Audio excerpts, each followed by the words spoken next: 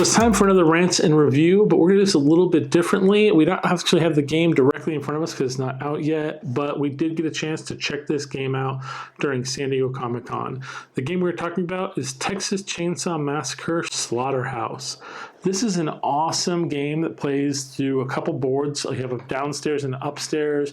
You have villains, heroes, and action cards that can help you out in the gameplay.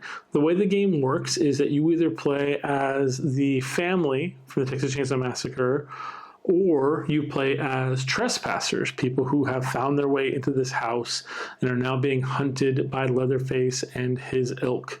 It is a really high-stress game where players take their turn doing things like moving around the house, searching for things to aid them in their actions, unleashing horrors by stepping into rooms that are specifically set to release traps, and making noise. For instance, you can run, which allows you to move more on your turns, but doing so causes noise. You take a noise token. Then you can also search, but searching actually creates noise as well. Create another noise token. You have a series of actions on your turn which can become reduced via injuries or other things in the game.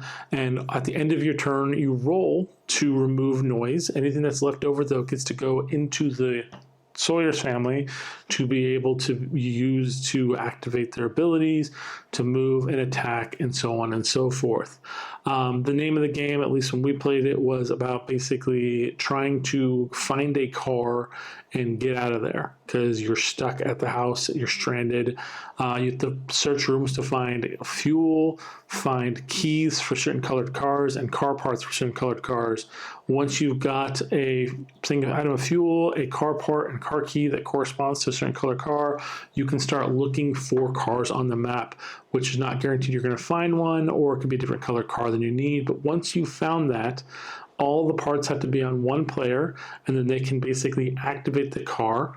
Once they do that, all of the players, as long as they're on the car, they can go with the player to freedom and victory.